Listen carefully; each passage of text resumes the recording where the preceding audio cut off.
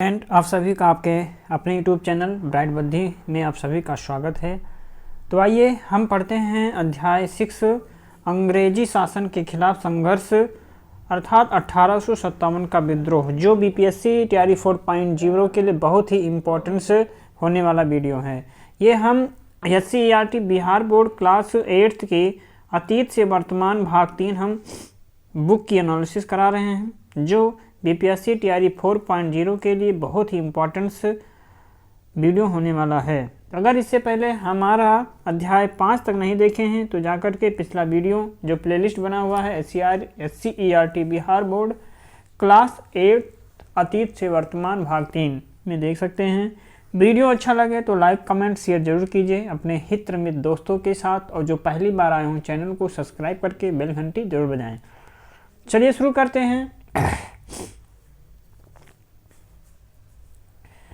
तो पिछले अध्याय में आपने ये जाना कि भारत में अंग्रेजी शासन की स्थापना कैसे हुई, उसने व्यवस्था में क्या परिवर्तन किया, उन परिवर्तनों का लोगों के जीवन पर क्या प्रभाव पड़ा, इसे भी आपने देखा। अंग्रेजी सरकार के काम से भारतीय समाज का शायद ही कोई हिस्सा ऐसा रहा होगा जिसके जीवन में कोई बदलाव नहीं आया। जमींदार, नवाब, राजा, किसान, व्यापारी, शिल्पकार, बुनकर, धनवान इत्यादि इन सभी लोगों का जीवन अस्थिर हो गया। कई राजाओं के राज छिन गए, जमींदारों और नवाबों की जमींदारियां नीलाम हो गई, किसानों के हालात दयनीय हो गई तथा शिल्पकारों एवं बुनकरों का तो काम ही बंद हो गया। व्यापारी स्वतंत्र रूप से व्यापार नहीं कर पा रहे थे और धनवान लोग व्यापार और छोटे मोटे उद्योग में जो पैसे लगाकर लाभ कमाते थे वो भी बंद हो गया। इन सब के बारे में आपने पिछले पाठों में पढ़ा है। अंग्रेजी सरकार से दुखी ये सभी लोग समय समय पर अलग अलग स्थानों पर अलग अलग तरीकों से अंग्रेजी शासन का विरोध भी कर रहे थे, मगर उनके विरोध में एकजुटता नहीं थी। छोटे क्षेत्रों में सीमित उनके संघर्ष बड़ी आसानी से सरकार के द्वारा दबा दिए जाते थे। फिर 1857 और 58 में एक ऐसी क्या बात हुई कि इन्हीं लोगों ने एकजुट होकर के अंग्रेजी शासन के खिलाफ एक बड़ा संघर्ष शुरू कर दिया। आप ये तो जानते ही हैं कि कोई भी शासन अपने को बनाए रखने के लिए पुलिस और सेना रखती है। आज भी आप ये देखते हैं। कल्पना करें कि यही सेना पुलिस शासन का विरोध करने लगे तो क्या होगा। सरकार कठिनाई में पड़ जाएगी। 1857 में अंग्रेजी सरकार के साथ भी ऐसा ही कुछ हुआ। अंग्रेजी सरकार की सेना में शामिल भारतीय सैनिकों की एक बड़ी संख्या ने शासन का विरोध आरंभ कर दिया। अब सवाल ये उठता है कि वर्षों तक उनके लिए काम करने वाले भारतीय सैनिकों ने ऐसा क्यों किया। तो निश्चित रूप से इन सैनिकों के साथ भी कुछ ऐसी बात जरूर रही होगी जिसने उन्हें विद्रोह करने के लिए उकसाया। आइए अब उन कारणों को जानने का प्रयास करेंगे। भारतीय सैनिकों की शिकायतें। सबसे पहली बात यहाँ पर यह हुई कि ऐसा क्या कारण था कि विद्रोह हो गया। तो सबसे पहली बात यह थी कि भारतीय सैनिकों की ऐसी क्या शिकायत थी कि उन्होंने ऐसे कदम उठाने पड़े। तो आइए जानते हैं। वीडियो अच्छा लगे तो लाइक कमेंट शेयर जरूर कीजिए अपने हित मित्र दोस्तों के साथ। चलिए शुरू करते हैं।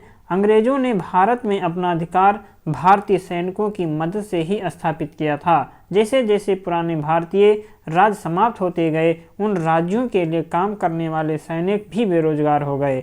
इस स्थिति में उन्होंने अंग्रेजी सरकार में नौकरी कर ली। उनके लिए ये महत्वपूर्ण नहीं था कि राजा कौन है, उन्हें तो सबों के लिए लड़ाई ही लड़नी होती थी। अर्थात उन्हें तो सभी के लिए लड़ाई ही लड़नी होती थी, बदले में उन्हें वेतन मिलता था। उनके लिए अपना और अपने परिवार का जीवन चलाना ज़्यादा जरूरी था। भारत में अंग्रेजी सरकार की सेना में भारतीयों की संख्या काफ़ी अधिक थी। इसमें भी अवध प्रांत के सैनिक सबसे अधिक थे। अंग्रेजी सेना में काम करने वाले भारतीय सिपाही खुश नहीं थे। उन्हें अंग्रेज सिपाहियों की अपेक्षा बहुत कम वेतन मिलता था, जबकि वे काम बराबर करते थे। अंग्रेजी सेना में एक भारतीय पैदल सिपाही को 7 रुपये और घुड़सवार सिपाही को 27 रुपये मिलते थे। दूसरे भारतीय सिपाही चाहे कितना भी अच्छा काम कर ले, उन्हें हवलदार या सूबेदार से ऊंचा पद नहीं दिया जाता था। ये दोनों पद काफ़ी छोटे होते थे। सेना के सारे बड़े पद अंग्रेजों के लिए सुरक्षित होते थे। सेना के लिए बनाए गए नियमों से भी वे खफा थे। नए नियमों के अनुसार भारतीय सैनिकों को दूसरे देशों के साथ होने वाले युद्धों के लिए समुद्र पार भी जाना होगा, ऐसा प्रावधान किया गया। ये कानून 1856 में बना था। कब बना? 1856 में ऐसा कानून बना। हिंदू धर्म में उस समय समुद्र पार करके दूसरे देश में जाने को पाप माना जाता था। इसके अतिरिक्त अंग्रेज अफसर और सिपाही भारतीय सैनिकों के साथ बहुत अपमानजनक व्यवहार भी करते थे। आज ही के तरह उस समय भी अधिकांश सिपाही किसान परिवार से आते थे।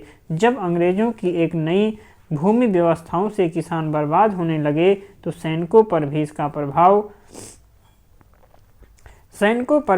प्रभाव पड़ने लगा।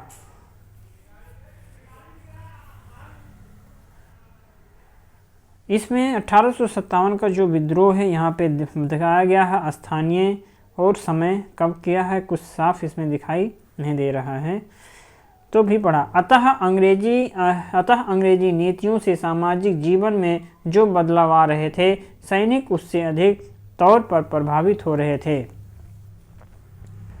1856 में एक अंग्रेज अधिकारी गवर्नर जनरल लॉर्ड डलहौजी से सेना के समाज से जुड़ाव को स्पष्ट करते हुए कहता है कि हमारी सेना देश के किसानों के बीच से बनी है। किसानों के कुछ अधिकार हैं। यदि इन अधिकारों का हनन हुआ तो हम ज़्यादा दिनों तक सेना पर भरोसा नहीं कर सकेंगे। यदि आप भारतीय जनता की या संस्थाओं पर आघात करेंगे तो सेना भारतीय जनता की हमदर्द हो जाएगी, क्योंकि वो इसी के बीच से बनी है। किसी व्यक्ति के अधिकारों का हनन का मतलब है किसी न किसी सैनिक के अधिकारों का हनन, क्योंकि हर सैनिक किसी न किसी का या तो बाप होता है या बेटा या भाई या दूर का कोई रिश्तेदार। इसी समय इन सैनिकों के सामने एक बड़ी समस्या आई। ये समस्या थी नए किस्म की एनफील्ड राइफलें। इस राइफल के जो कारतूस होते थे उस पर कागज का एक मोटा खोल चढ़ा होता था। खोल बनाने में गाय, सूअर एवं अन्य जानवरों की चर्बी का इस्तेमाल किया जाता था। कारतूस में भरने के पहले खोल को दांत से काटकर हटाना पड़ता था। इसे आप चित्र देख करके भी समझ सकते हैं। इस बात ने हिंदू और मुसलमान दोनों सैनिकों को उत्तेजित कर दिया। चित्रों में आप देख सकते हैं कि इनफील्ड राइफल और उसमें कारतूस भरता हुआ सैनिक, जो यहाँ पे कारतूस भरा जाता है, फिर इसमें किसी डंडे से अंदर की ओर कारतूस के बुरादे को भरा जाता है। तो यहाँ पे दिखाया गया एनफील्ड राइफल और उसमें कारतूस भरता हुआ सैनिक। ये कागज है, इसमें बारूद इसमें भरा होता है। इसको दांत से काट के निकाल करके इसको इसमें भरना होता है। इसमें इसने डाल दिया, फिर इसको किसी डंडे से डालना होता था, फिर हम इसे बंदूक को चलाते थे। आप जानते हैं कि गाय हिंदुओं के लिए पवित्र है, जबकि जो सूअर मुसलमानों के लिए वर्जित है। सैनिकों को ऐसा लगा कि अगर वे दांत से कारतूस के खोल को काटते हैं तो उनका धर्म भ्रष्ट हो जाएगा। हालांकि इन राइफलों को अंग्रेजी सरकार अपनी सैन्य क्षमता बढ़ाने के लिए लाई थी, परंतु भारतीय सैनिकों को ऐसा विश्वास हो गया कि ये राइफलें और कारतूस उनके धर्म को भ्रष्ट करने के लिए लाई गई थी। सैनिक अन्य कारणों से तो पहले से ही नाराज थे, ही इस बात से उन्हें एकदम से भड़का दिया। विद्रोह का आरंभ। मार्च 1857 में बैरकपुर छावनी के एक युवक सिपाही मंगल पांडे ने कारतूस और राइफल को लेने से इनकार कर दिया। दबाव डालने पर उसने अपने अफसर पर हमला कर दिया और उसे गिरफ्तार करके तुरंत फांसी पर लटका दिया गया। इसके कुछ दिनों के बाद मेरठ छावनी के 90 सैनिकों ने भी ऐसा ही किया। उन्हें भी गिरफ्तार कर लिया गया और 10 वर्षों की सज़ा सुनाई गई। इस घटना ने उसे छावनी के सभी भारतीय सैनिकों को भड़का दिया। 10 मई 1857 को उन्होंने पूरी छावनी में विद्रोह कर दिया। उन्होंने अपने साथियों को छुड़ाया, अपने अफसरों की हत्या कर दी एवं शस्त्रागार लूट लिए। उन्होंने छावनी से निकल करके मेरठ शहर में भी अंग्रेजों और उनके समर्थकों के साथ लूटपाट की। सैनिकों ने सरकारी खजाने को भी अपना निशाना बनाया। फिर वे दिल्ली की ओर निकल गए। दिल्ली पहुंच करके उन्होंने शहर में लूटपाट मचाते हुए अंग्रेजी सरकार के प्रशासनिक केंद्रों को ध्वस्त कर दिया। पूरे शहर में अराजकता की स्थिति बन गई। अंग्रेजों के नियंत्रण से दिल्ली शहर निकल गया। इन विद्रोही सिपाहियों ने मुगल बादशाह को अपना नेता घोषित किया। अंग्रेजी सरकार के विरुद्ध उन्हीं के निर्देशन में संघर्ष चलाने का फैसला लिया। सैनिकों के इस कार्य में खास बात ये रही कि मेरठ और दिल्ली दोनों शहरों में शहरी लोगों का एक बहुत बड़ा वर्ग उनका साथ दे रहा था। मंगल पांडे का ये चित्र है। मंगल पांडे और ये बहादुर शाह जफर हैं। बगावत फैलने लगी। जैसे जैसे दूसरी सैनिक छावनियों एवं मौजूदा जमींदारों, किसानों, शहरियों को मेरठ और दिल्ली की घटनाओं का पता चला, वे लोग भी अंग्रेज सरकार के विरोध में सक्रिय होने लगे। ये खबर दिल्ली पर से अंग्रेजों का अधिकार खत्म हो गया। मुगल बादशाह ने भी भारतीय सैनिकों को अपना समर्थन दे दिया। अंग्रेजी सरकार से असंतुष्ट सभी लोगों को एक बड़े अवसर की तरह दिखी। ज़्यादातर असंतुष्ट राजाओं, नवाबों, जमींदारों ने यह महसूस किया कि अगर भारत में फिर से मुगल बादशाह का शासन आ जाएगा तो वे पहले की तरह बेफिक्र होकर के अपना काम कर सकेंगे। इसीलिए अगले कुछ महीनों में लगभग पूरे उत्तर भारत में अंग्रेजी सरकार का विरोध शुरू हो गया। इसे आप मानचित्र में देख सकते हैं। प्रत्येक जगह सैनिकों ने विद्रोह आरंभ कर दिया और लोगों ने उनका समर्थन किया। इन विद्रोहों का नेतृत्व या तो जमींदार या नवाब कर रहे थे। फिर यह वैसे राजा जिनका राज अंग्रेजों ने छीन लिया था। दिल्ली के बाद कानपुर, लखनऊ, झांसी, आरा इत्यादि जगहों पर विद्रोहियों ने अंग्रेजी शासन को लगभग समाप्त कर दिया। कानपुर में मराठों के आखिरी पेशवा बाजीराव द्वितीय, जो कक्षा 7 में आपने इनके बारे में जाना था, तो बाजीराव जो द्वितीय के दत्तक पुत्र नाना साहब ने इसका नेतृत्व किया। अंग्रेजों ने इन्हें मिलने वाली पेंशन बंद कर दिया था और इनके प्रमुख सहयोगी तात्या टोपे और अहमदुल्ला थे। लखनऊ में बेगम हजरत महल, जिनके राज्य अवध को अंग्रेजों ने हड़प लिया था, विद्रोह का नेतृत्व कर रही थीं। इनका समर्थन यहाँ के किसानों ने बड़े पैमाने पर किया। विद्रोह का एक और बड़ा केंद्र झांसी था। वहाँ की रानी लक्ष्मीबाई ने विद्रोही सैनिकों के साथ मिलकर के अंग्रेजी सरकार को कड़ी चुनौती दी। इनके राज्य को भी अंग्रेजी शासन ने छीन लिया था। फैजाबाद में मौलवी अहमदुल्ला शाह ने लोगों की एक बड़ी फौज इकट्ठी कर ली थी। बेगम हजरत महल के लिए लड़े और बरेली में सिपाही बख्त खान ने भी एक सेना तैयार की एवं मुगल बादशाह की मदद के लिए दिल्ली पहुंच गए।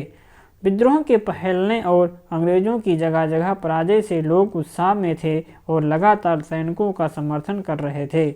आप ये बेगम हजरत महल का चित्र देख सकती हैं। रानी लक्ष्मीबाई, नाना साहब और तात्या टोपे को देख सकते हैं।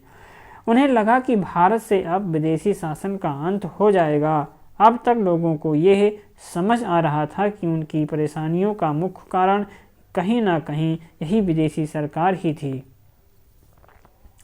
1857 का विद्रोह और बिहार। आप बाबू कुंवर सिंह के नाम से जरूर परिचित होंगे। उनका जन्मदिन पर आपके विद्यालय में छुट्टी भी रहती है। अपने राज्य बिहार के आसपास के इलाके में 1857 में हुए विद्रोह के प्रमुख नेता थे। इसीलिए आज तक हम उनको याद करते हैं। कुंवर सिंह आरा के पास स्थित जगदीशपुर के जमींदार थे, लेकिन उनकी जमींदारी अंग्रेजों ने छीन ली थी। विद्रोह की योजना बनाने में तो वे शामिल नहीं थे, लेकिन जैसे ही दानापुर छावनी के सैनिकों ने विद्रोह किया और आरा की ओर बढ़े, कुंवर सिंह अपने साथियों के साथ उनसे मिल गए और उनका नेतृत्व संभाल लिया। असल में इस बगावत के पहले से ही वे बिहार में बहावी आंदोलन के रूप में अंग्रेजी सत्ता को चुनौती मिल रही थी। बहावी आंदोलन के प्रमुख नेता पटना के दो प्रतिष्ठित मौलवी विलायत अली और इनायत अली थे। इन दोनों भाइयों ने अंग्रेजी सरकार का प्रत्येक स्तर पर विरोध किया था। पटना शहर एवं अन्य जगहों पर इनके समर्थकों की संख्या काफ़ी बड़ी थी। इसीलिए जैसे ही अंग्रेज़ों को सैनिकों के बगावत की खबर मिली, वे पटना शहर को बचाने के लिए सक्रिय हो गए। बहावी नेताओं को गिरफ्तार कर शहर में कठोर कानून लागू कर दिया गया। इसीलिए संभवतः दानापुर के विद्रोही सैनिक पटना के नज़दीक होने के बावजूद यहाँ नहीं आकर के आरा की तरफ चले गए। उस समय के तीन प्रमुख बहावी नेताओं मोहम्मद हुसैन, अहमदुल्लाह और वाइज उल हक को अंग्रेज़ों ने धोखे से गिरफ्तार कर लिया। लोगों ने इसका विरोध किया। इस विरोध के नेता पीर अली को अंग्रेज़ों ने गिरफ्तार करके उनके सहयोगियों के साथ उन्हें फांसी दे दी गई। इसी तरह की कठोर कार्यवाही से पटना विद्रोह से लगभग शांत रहा। इस विद्रोह से लगभग शांत रहे। कुंवर सिंह के जीवन से आपको क्या सीख मिलती है, बताइए। बहावी आंदोलन जो है ये मुसलमानों की सामाजिक धार्मिक स्थिति में बदलाव के लिए अरब में अब्दुल बहाव के द्वारा ये आंदोलन शुरू हुआ। उन्हीं के नाम पर इस आंदोलन का नाम बहावी आंदोलन पड़ा और भारत में ये बरेली के सैयद अहमद के द्वारा शुरू किया गया। पटना इसका एक बड़ा केंद्र था। यहाँ एक परंपरागत धर्मदृष्ट विद्वान मुस्लिम परिवार के संरक्षण में ये आंदोलन काफ़ी प्रभाव हुआ।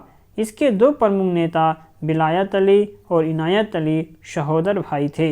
यद्यपि ये धार्मिक एवं सामाजिक सुधार आंदोलन था, लेकिन आगे चल कर के इस आंदोलन का प्रमुख उद्देश्य अंग्रेजी सरकार को भारत से समाप्त करना हो गया। इसके लिए इन दोनों भाइयों ने सैनिक प्रयास भी किए थे। यह आंदोलन 1822 से 1868 तक सक्रिय रहा।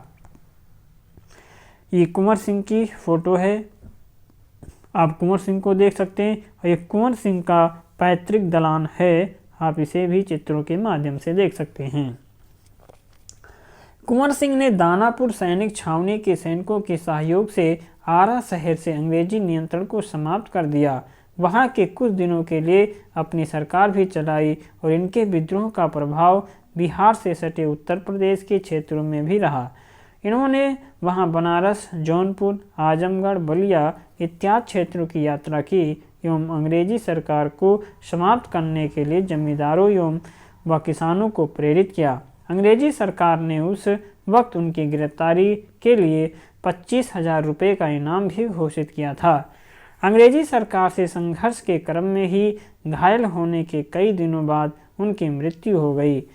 उनके निधन के बाद उनके भाई अमर सिंह के द्वारा छापामार युद्ध शैली छिपकर हमला करने से अंग्रेजी सरकार को काफ़ी परेशान किया गया। अनंततः वे गिरफ्तार कर लिए गए, उन पर मुकदमा चलाया गया और इसी दौरान उनका निधन भी हो गया। आंखों देखा गदर, झांसी में अंग्रेजों के अत्याचार का विवरण माझा प्रवास से। इधर चारों ओर फाटकों से गोरे अंदर आने लगे थे और निर्जन करना शुरू कर दिया। 5 बरस से 80 बरस तक जो पुरुष दिखा उस गोली या तलवार से मार दिया। शहर के एक भाग में आग लगा दी। उस समय शहर में ऐसा आर्तनाद फैला जिसका अंत न था। भय से आतुर लोग बुद्धिहीन से इधर उधर घूम रहे थे। भागते भागते ही बहुत से गोलियां खा करके मुर्दे हो गए। कोई इस गली में लपका तो कोई घर के तहखाने में भागा। कोई दाढ़ी मूछे साफ कर स्त्री वेश धारण करके बैठ गया। कोई खेतों में जा छिपा। इस तरह अपने प्राण बचाने के लिए जिसको जो सूझा उसने वही किया। गोरे लोग घरों में घुस करके लोगों को मारने एवं उनके धन को लूटने लगे। जो स्वेच्छा से अपना धन दे रहे थे उसे वे छोड़ देते थे। विद्रोही क्या चाहते थे? आप ये सोच रहे होंगे कि जो विद्रोह में शामिल राजाओं और जमींदारों को इस बगावत से क्या फ़ायदा होने वाला था।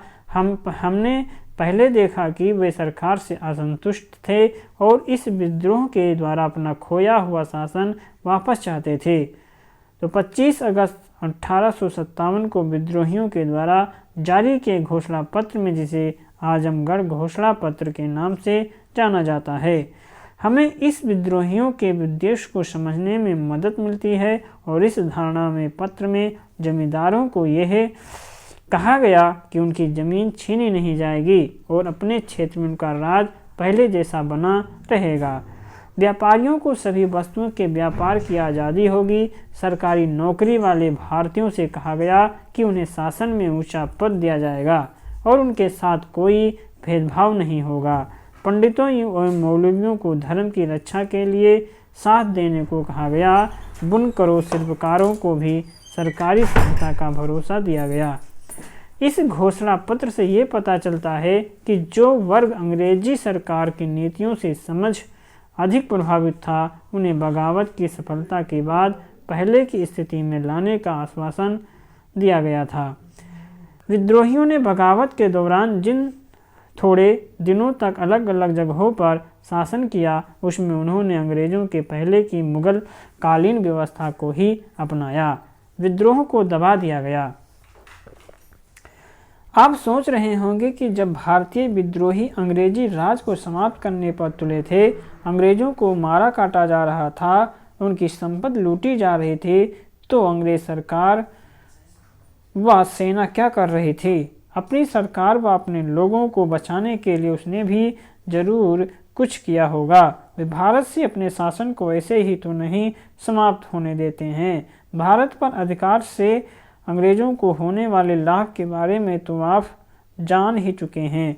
उन्हें दोबारा अपनी सरकार को भारत में स्थापित करने में 2 वर्ष लग गए। उन्होंने इंग्लैंड से और फौज मंगवाई। उन्होंने सबसे पहले दिल्ली को अपने अधिकार में लिया और मुगल बादशाह बहादुर शाह जफर को उनके बेटों के साथ गिरफ्तार कर लिया गया।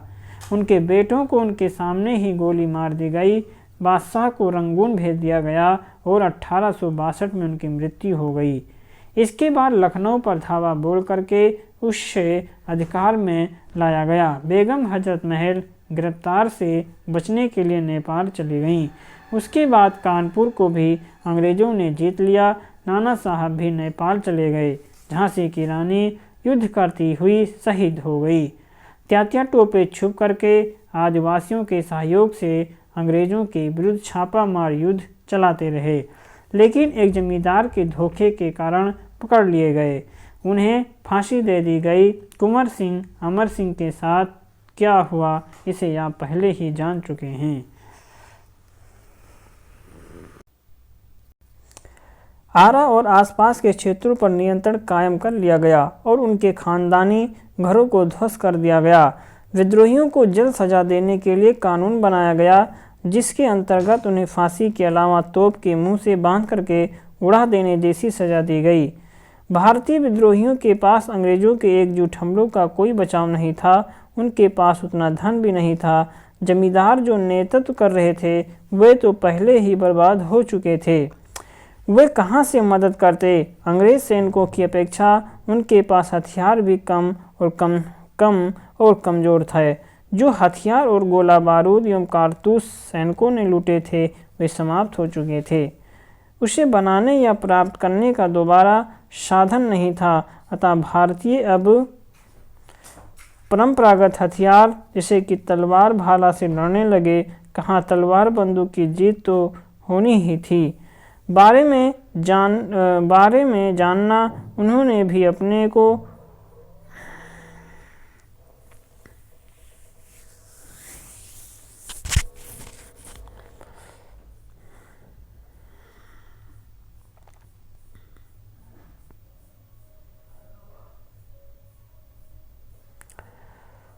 साधन नहीं था। अतः भारतीय अब परंपरागत हथियार से लड़ने लगे। आप सोच कर देखें, कहाँ बंदूक और कहाँ तलवार। बंदूक की जीत तो होनी ही थी। जैसे जैसे लोगों ने अपने नेताओं की हार के बारे में जाना, उन्होंने भी अपने को उनसे अलग कर लिया। भारतीय लोग अनायास ही इस विद्रोह का हिस्सा बन गए थे, जिनके पास पहले से कोई योजना नहीं थी। जो भी वो रहा था, बगावत के समय ही दूसरी बात थी कि वह विद्रोह पूरे भारत में नहीं फैला। दक्षिणी और पश्चिमी भारत इसे अछूता रहा। इसके अतिरिक्त सभी भारतीय सैनिकों ने अंग्रेज़ों का विरोध भी नहीं किया। इन्हीं सब वजहों से भारत में अंग्रेज एक बार फिर से अपनी सत्ता को स्थापित कर पाने में कामयाब रहे। विद्रोह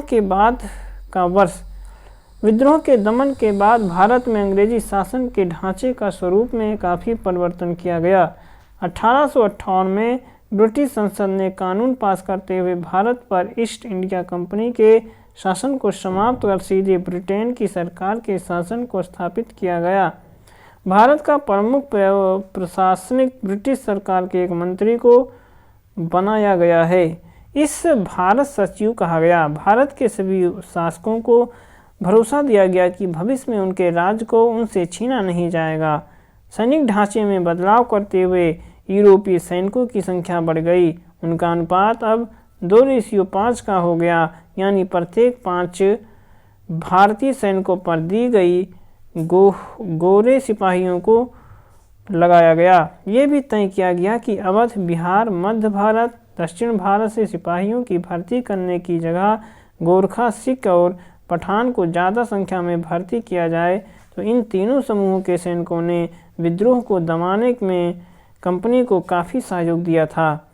इसी वक्त उन्होंने ये भी तय किया कि भारतीयों के धार्मिक सामाजिक जीवन में छेड़छाड़ नहीं की जाएगी। इस प्रकार बगावत के बाद भारतीय शासन के स्वरूप में जो बदलाव हुआ, उनके परिणाम काफ़ी दूरगामी सिद्ध हुए। भारत के राजनीतिक क्षेत्र में इसके बाद बदलाव की शुरुआत हुई। इसके विषय में आप आगे पाठों में पढ़ेंगे। तो यहाँ पे है 1857 का विद्रोह कहाँ से प्रारंभ हुआ था? कानपुर, झांसी, दिल्ली या मेरठ से। तो ये प्रारंभ हुआ था मेरठ। मंगल पांडे किस छावनी के युवा सिपाही थे? तो ये किस छावनी के युवा सिपाही कहे जाते हैं? तो किसके कहे जाते हैं? बैरकपुर।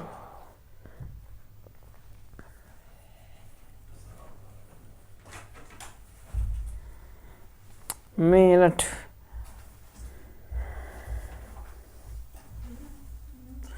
झांसी में विद्रोह का नेतृत्व किसने किया था? तो ये किया था रानी लक्ष्मीबाई। कुंवर सिंह कहाँ के जमींदार थे? तो कुंवर सिंह कहाँ के जमींदार थे? तो आरा। बहावी आंदोलन का नेतृत्व बिहार में किसने किया था? तो बिहार में पीर अली लियाकत अली ने किया था। निम्नलिखित के जोड़े को यहाँ पर आपको क्या करना है? मिलान करना है।